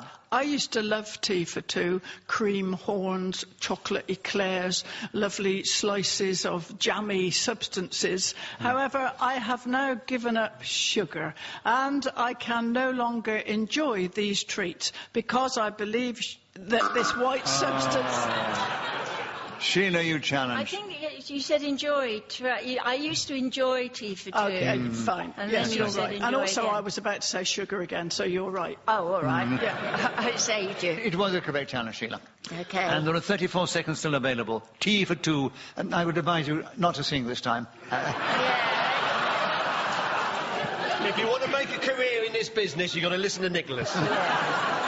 34 seconds, Sheila. Tea for two, starting now. I love a cup of tea, and two of us having it makes it even more fun. Going to somewhere like the Ritz Hotel or Fortnum and Mason's or that wonderful Betty's Cafe, which is in various places, including Halifax, I believe. Pam, challenge. It's Harrogate. I think they've got one in Halifax as well, haven't Aha. they? I'm not going to I judge may on be that because hoist I will... on my own petard. Yeah. I think you might be right, actually. I think they may have opened up another one in Halifax. Yeah, I'm sure. They've got And if one I there. give it against Sheila now, we'll get letters from Halifax saying we've got Yeah, one. I know. I know. So we'll say, as much as we enjoyed the challenge, it's an incorrect one. 16 seconds with you, Sheila. Tea for two. What was that one? Well, Then I just feel the despair emanating from Sheila. She's still got 16 seconds on Tea for two. I know. Yeah, 16 seconds, tea for two, Sheila, starting now. Well, I'll tell you what. I'll give you the recipe for making a good cup of tea. You have to warm the pot. That is absolutely essential. And then you put in some Darjeeling or jasmine, some other...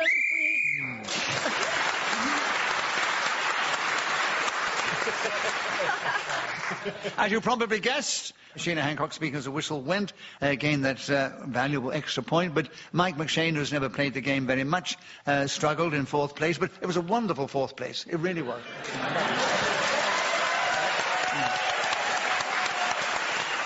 In fact, you were in the fourth place.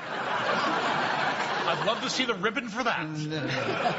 And then Miss Pam Ayres with her great contribution coming in third, just behind Paul Merton, but Paul was about 4 points behind Sheila Hancock. So we say, Sheila, you are our winner this week.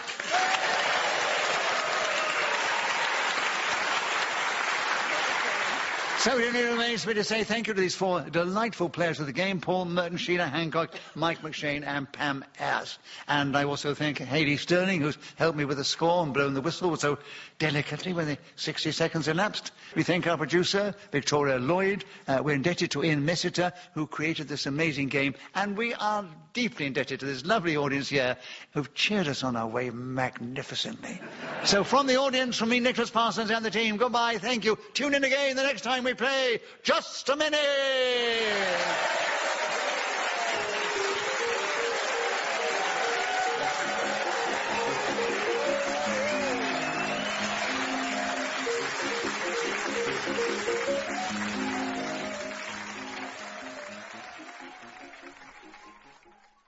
Welcome to Just a Minute.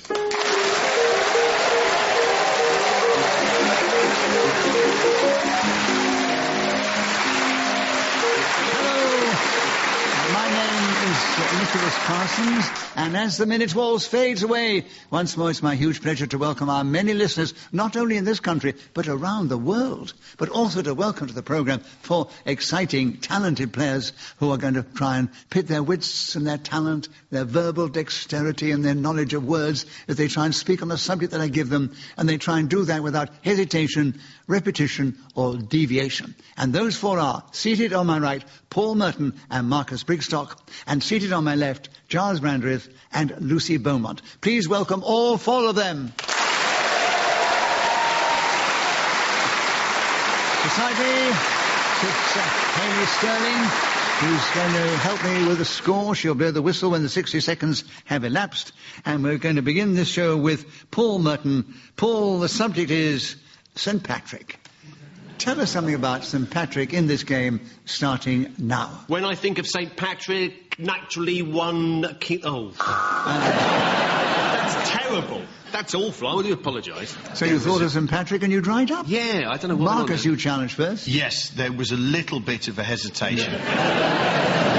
So, Marcus, you have a correct challenge. You have a point for that, of course, and you take over the subject. And there are 56 seconds available, starting now. St. Patrick famously drove the snakes out of Ireland in an Austin Allegro. He coaxed them in there using lumps of mice and an all-inclusive weekend in Rill. Most of them were convinced, and they had a lovely time. He is, of course, celebrated now all over the place by people wearing hats in the shape of Guinness, which they then consume in vast quantities and sing and shout at each other and generally make merry. The shamrock is associated closely with St. Patrick and indeed with Irish people, and they're my knowledge. Paul, you challenge. So there was a hesitation. Yes. There his knowledge seems to be drying up anyway. So, Paul, take a breath. Some thought about St. Patrick and talk about him for 20 seconds available starting now. There was a film crew filming in the middle of Ireland, and it came to lunchtime and they wondered where they should go to have their next meal. And they saw this old man walking up a lane towards them. So eventually when he reached them, they said, "Excuse me, is there a place nearby where we could have something to eat?" He said, "There's 2. They said, "Well, which one would you recommend?" And he thought about it. He said, "Well, whichever one you went to, you wish you'd gone to the other."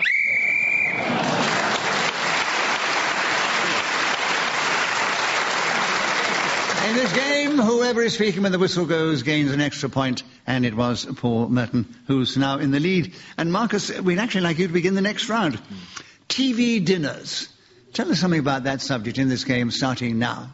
Everybody must eat, particularly in the evening, and that includes transvestites. Because if they're not given dinner, then they will get very hungry and their dresses will no longer fit them, and they will be the laughing stock of the club where they may be performing that evening, which is not the aim, of course.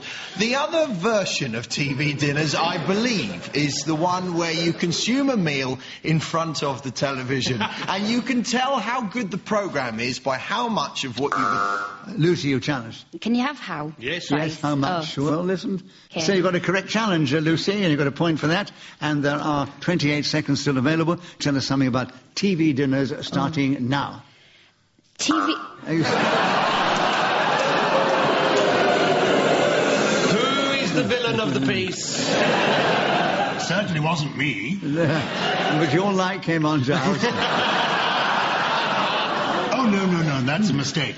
A total mistake. I was just sort of a little bit carried away by the beauty of Lucy, who is my granddaughter. What you were actually doing was you... And I was wanting to encourage her. I was just interrupting to say the idea is that when he says speak, you speak. But apart from that, I withdraw entirely. Yes, I won't charge that against you. 26 seconds available for you, Lucy, and the subject is TV dinners, and you start now. I like having TV dinners very much. I've had them since I was a child. I don't see a problem with TV dinners, really. The problem more is the TV rather than... Marcus challenge. Yes, a repetition of problem. There's too many problems. Which is also in my school report. So, Marcus, a correct challenge, and 17 seconds are still available. TV dinners starting now. My favourite TV dinner is macaroni cheese. I make it very thick so that I can use my hands to eat it and not take my eyes off what's on the screen for even a second, because the One Show is an unmissable and entertaining, delightful evening.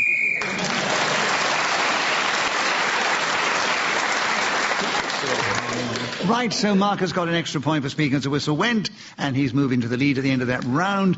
Lucy, we'd like you to begin the next round. The subject is meeting your match.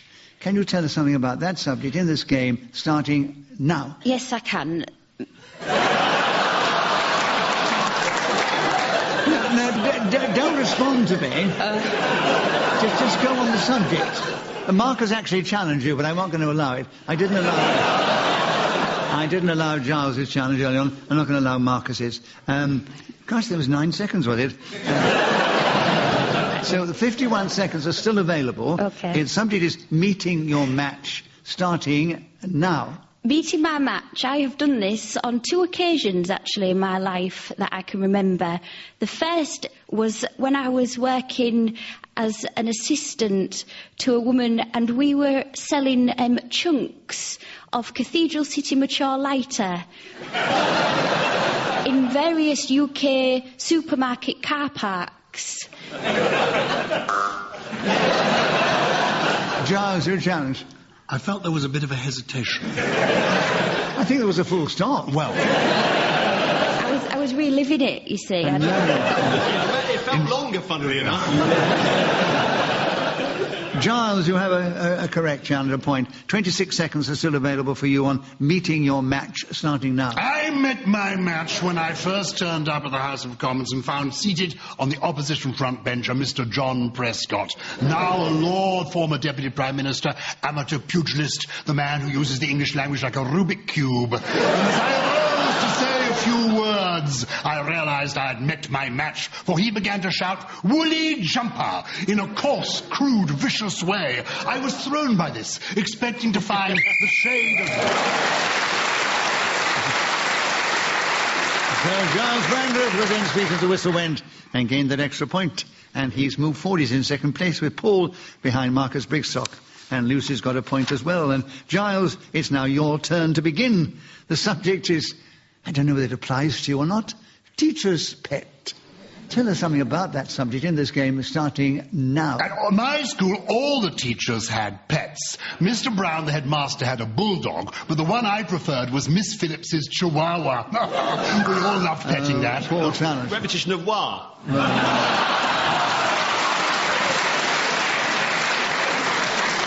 Actually, chihuahua is a word. Is it? That is a word. But it was such a lovely challenge, I think you deserve a bonus point for that. But actually, I thought you were going to challenge him because he said, ha-ha. Now, that was 2 words. Oh, was it? I missed that. We missed that one. But it's too late now? Too late now, yeah. So, Gyles, it's still with you, 51 seconds, and you've got a point for being interrupted, of course. Teacher's pet, starting now. I was a bit of a teacher's pet because, of course, I was in charge of the menagerie. And particularly Mr. Robson, who was the geography master. Paul challenge. Well, it's a bit harsh, but we have had Mr. before. Oh, yes. No, fair enough. Yeah. Mister's an absolute repetition. Yeah, absolutely. Well, so honest the way you play the game, yes. Yeah. So, Paul, a correct challenge. And there's still 44 seconds for you to tell us something about teacher's pet, starting now. I'd failed my algebra test for the last time, as I was led down the steps that led... Oh, no. Charles, I think you've got it back again. A repetition of lead. Absolutely. Yes, indeed. Lead poisoning. 39 seconds still available. Gyles, teacher's pet, starting now. I don't think I have mentioned Master Pettigrew, because he was a charming person who kept a kangaroo with a little Joey tucked in the pouch. And this was around the back of the bike sheds where I spent a lot of time, but that's a different story. Anyway, as the teacher's pet, I would have all this food to give out to various animals. I was particularly good, if I may say so, with the little marmosettes. They took to me. They belonged to all the people who worked in the refectory, a lovely crew of catering folk who were very much engaged in keeping the teacher's pet.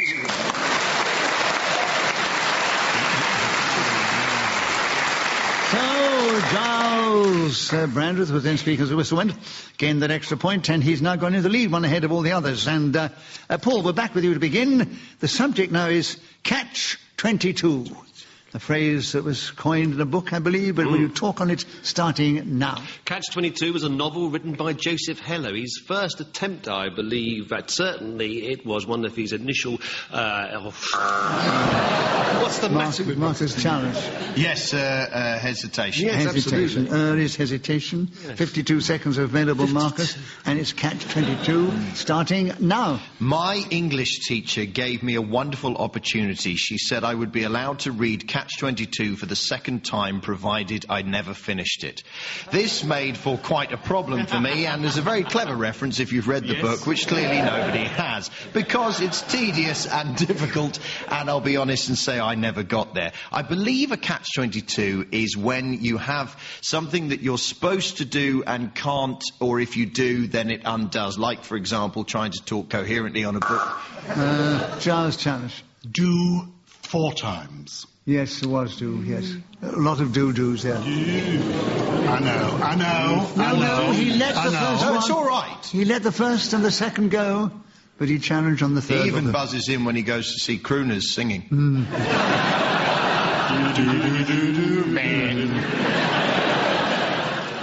So, Giles, the correct challenge. 21 seconds available. Catch 22 starting now. I'm anticipating what Paul was hoping to tell us about the original book being published in 1-chapter form in a magazine when it was called Catch 18. But another novelist by the name of Ayres had published a similar work of art, including a number very comparable to that in his title. And consequently, Catch 22 was the one chosen by... Right. So Giles Brandreth was then speaking again as the whistle went and gained that extra point. He's moved forward in his position as the leader of the pack. And Marcus, it's your turn to begin. The subject now is beatboxing. Can you tell us something about that subject in this game, starting now? It's rather intimidating, of course, talking about beatboxing in front of one of the country's greatest beatboxers, Mr. Nicholas Parsons. I would love to be able to demonstrate my beatboxing skills. However, repeating noises is very much what it's about. If I went... and didn't repeat any of them, they would simply be sounds, and I'm very relieved that nobody buzzed in, although it would have enhanced the effect of that very brilliant beatboxing that I was doing just at that point. It is quite incredible when you see people making the sound of an entire drum kit. Giles challenge. Repetition of people. Yes, and sound, yes. But you just had him on the people. And so another point to you, Giles, and you've got 24 seconds. Can you tell us something about beatboxing? I can tell you can't beat boxing. I know jiu-jitsu is fun, wrestling has its moments, but I really believe that beatboxing is something that is done for musical purposes, whereas beating a box is an unusual way of packing things. I love beatboxing, and I find that somebody who is interested, as I am, in the environment will take all the old cardboard from the house and beat it into submission.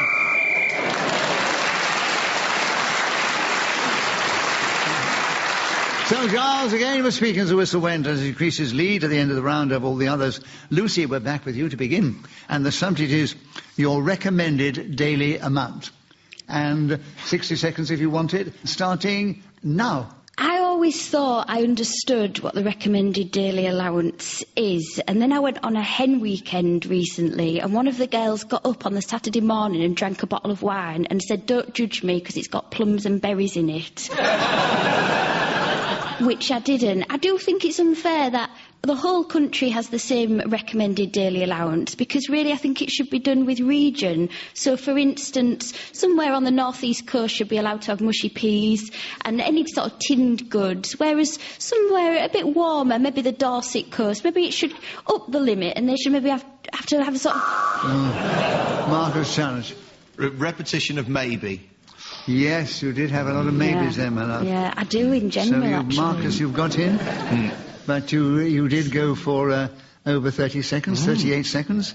And there are 22 left, therefore. And Marcus, the subject is your recommended daily amount, starting now. I feel particularly bad about buzzing in because, of course, the recommended daily amount of maybes is 3, which is exactly how many Lucy did. So that is in compliance with health guidelines. However, the recommended daily amount of pasties when I lived in Cornwall was 7. And I found that excessive, hence carrying around a special...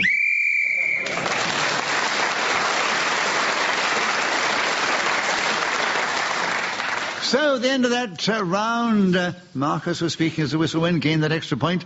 He's creeping up on our leader, who is still Gyles Brandreth. And then comes Paul Merton and Lucy Beaumont in that sequence. Gyles, we're back with you to begin.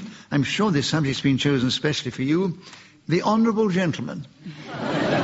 Will you talk about the Honourable Gentleman starting now? I don't know many of them, but I was introduced to the phrase when I became a member of the House of Commons, and it was explained to me that MPs, when they encounter one another, do not shake hands. And this goes back to the origin of the honourable member and, in fact, the beginnings of chivalry. Because when people encountered one another in medieval times, they would not embrace physically with their fingers, because it was important to show that you had either a sword or a dagger concealed. As at the Mother of Parliament, we are honourable members. Paul challenge, yes. There was a bit of a hesitation. There was a hesitation. There was. I know. One, yes. Otherwise I wouldn't have buzzed. One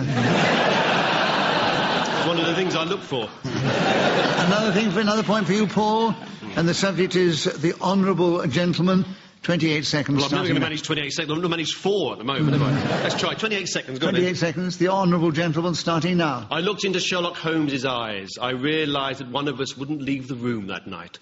Dr. Watson moved slowly towards me. In his hand was a revolver. I noticed that placed deep within the barrel of that gun was a silver bullet, the same that had killed my grandfather on the moor some 20 years before.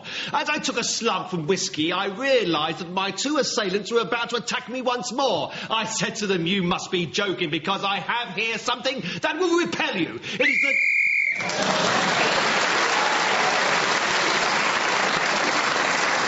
So Paul kept going till the whistle went. Gained that extra point for doing so. He's equal with Marcus in second place. Giles is in the lead, and Lucy's bringing up the rear. Right, Paul, we're back with you to begin. Yes. And the subject is something I think you know something about. Visual comedy. Well, you've got 60 seconds if you want it, starting now. I suppose one of the earliest jokes known to humanity would be visual comedy. I can imagine Stone Age man walking around and suddenly getting laughs from his neighbours because he attempts to run a bit faster than them. Visual comedy appeals a great deal to children. They like watching adults do silly things. Falling over in the street, tripping over a paving stone. A toddler will... Marcus challenge. A repetition of over. Yes, of course. Yes, falling over, yeah. tripping over. Right, Marcus, well listened. You have a point, of course, and there are 39 seconds still available. Visual comedy starting now. Only the people seated here in the radio theatre are able to enjoy the fantastic feast of visual comedy that we're all performing for them at this very instant. Paul challenge. It's not going over very well. But they can see it, but it is a feast. But we don't know of what. So have you got a challenge within the rules of No, I'm afraid I haven't. No, sorry. Well, we enjoyed the interruption. Yeah, so did I, funnily enough. It was a very creative one. Give him a bonus point for that. Marcus was interrupted. He gets a point, and he keeps the subject, and there are 29 seconds available, Marcus. Visual comedy starting now. On one occasion, as I walked into a car park at the back of Waterloo, I actually slipped on a banana skin. I cannot tell you how delighted I was when this first happened, and then how absolutely devastated I was when I... Paul challenge. Do we have 2 absolutely? Absolutely, yes, Oh, yes. we did, indeed. Absolutely. So, well, listen, Paul. There was no one there to see it. No, that's a shame. Heartbroken. Also my collarbone. It could be on... You could have mentioned CCTV, but that would be repetition, Yes. so you would have... Did you damage anything? Yeah, the banana was ruined. Right, Paul, there are 15 seconds still available. Visual comedy starting now. The art of motion pictures, first put before the public round about 1895, consisted an awful lot of visual comedy. There was a gardener watering the garden with a hose... Giles challenge. Gardener watering a garden? No. What was it? What do you mean, no? No, there wasn't a repetition there. No, it wasn't. Come on, think of it. What was it? It was a repetition of motion picture. There was a repetition What of... are you getting this from the psychic? What's this speaking? Your Hiawatha telling you this? What's going on here? Is there anybody there? Yes, there is, but I can't remember the exact word that was repeated, so I have to withdraw. I think it's a very good idea. This game gets easier as you get older. If the issue is a repetition of motion, you could try Imodium. Right. Other corks are available. So, Dr. Marcus Brigstock's advice? I've lowered the tone, Nicholas, and I'm sorry. You've raised it, I Right, 6 seconds are still available, Paul. Visual comedy starting now. Charlie Chaplin, Buster Keaton, Stan Laurel and Oliver Hardy. These are the finest exponents of visual comedy. So Paul Merton was then speaking as the whistle went, and he's moved forward. He's now equal with Giles Brandreth in the lead, and they're just 1 point ahead of Marcus Brigstock and a few more ahead of Lucy Beaumont.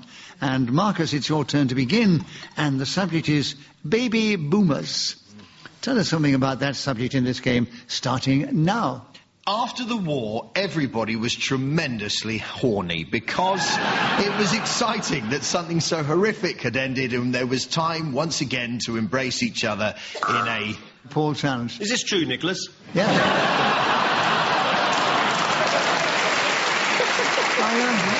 Was it such a relief that the Kaiser had been defeated? I don't know why you clapped that. No, you've got to laugh at this attack against yourself, but it was well done, Paul. Very funny. Right, so baby boomers. I don't know where we are now. Yeah. We're back in 1945 and everybody's horny. Who challenged who? I challenged. And what was it? It was checking verification. Give him a bonus point because he got a big laugh. Seeking verification. Marcus was interrupted. He gets a point. Yeah. And he has still got baby boomers and 48 seconds available starting now. The American satirist P.J. O'Rourke has recently written a book on the baby boomer generation. He talked about the fact that they had invented triathlons. When they realised they couldn't outrun their problems, they thought if they added swimming and cycling as well, perhaps that would help. He's a brilliant man. The baby boomers are the generation who are... Lucy challenge. I think... Hesitation, please. Hesitation. It was a bit, wasn't it? No, definite hesitation. Yeah. I've got to take over now, haven't I? What's that? I forgot about that. Forget that then you have to... Anyway. Oh, yes. All right. There are 28 seconds, and we're going to hear from you on baby boomers starting now. Baby Boomers is also the name of a brand of baby boomerangs. I don't know whether you've come across baby boomerangs before. Challenge. The boomerang came back and hit her in the face. Yes, it did. I was waiting for her to carry on, because I'd like to hear a bit more from her. But it was a correct challenge, Giles, so we have to give it to you. And you've got baby boomers in 19 seconds starting now. I am a baby boomer, a direct result, in fact, of the 1947 fuel crisis. My parents were nervous that winter, and it was very frosty, and consequently, 9 months after an amusing...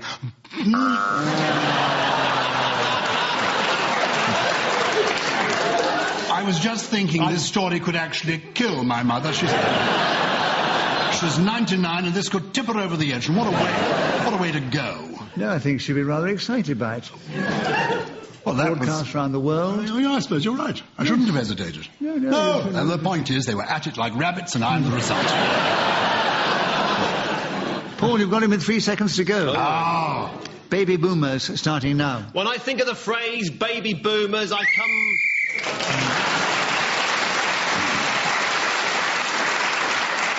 Well, we're moving into the final round. I expected more than that, actually. And I'll give you the situation as we do. Lucy Beaumont, who hasn't played the game before, she's trailing a little, but it's a lovely 4th place she's in. And then just ahead of her is Marcus Brigstock, and 1 point ahead is Giles Brandreth, and 2 points ahead of him is Paul Merton. And Lucy, it's actually your turn to begin. Tutankhamun. You have 60 seconds if you want it, and your time starts now. Tutankhamun is a bit confusing, because it's actually spelt Tutankhamun, isn't it? My only real experience with ancient Egypt has been a crazy golf tournament that I went on in a caravan site near Withensea. If anyone knows this, King Tut's Put. Shouldn't be confused with the one in Australia, the King Tut's Put. The only...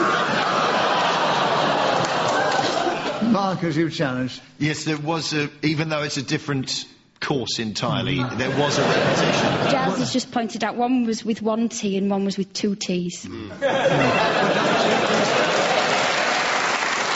A strange way of spelling king.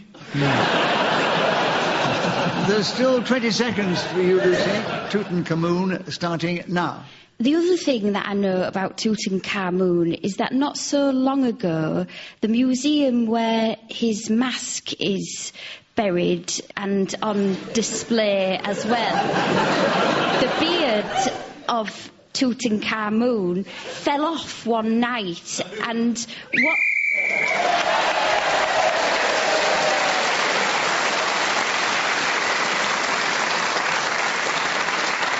So Lucy started with the subject, and she got her only whistle point of the show.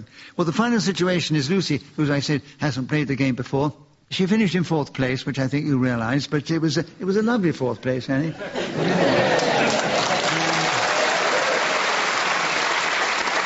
And equal in 2nd place for Marcus Brigstock and Gyles Brandreth, but 2 points ahead of them was Paul Merton, so we say, Paul, you are our winner this week.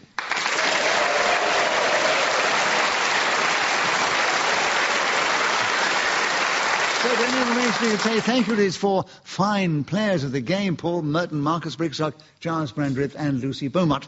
I think Hayley Sterling, who's helped me with the score, blown her whistle with such style. We're indebted to our producer, Victoria Lloyd. We're indebted to Ian Messiter, who created this amazing game. And we're grateful to this lovely audience here, who've cheered us on our way magnificently and made it feel very much a corporate event. So from our audience, from the team, from me, Nicholas Parsons, thank you. Tune in again, the same time next week when we play Just a Minute.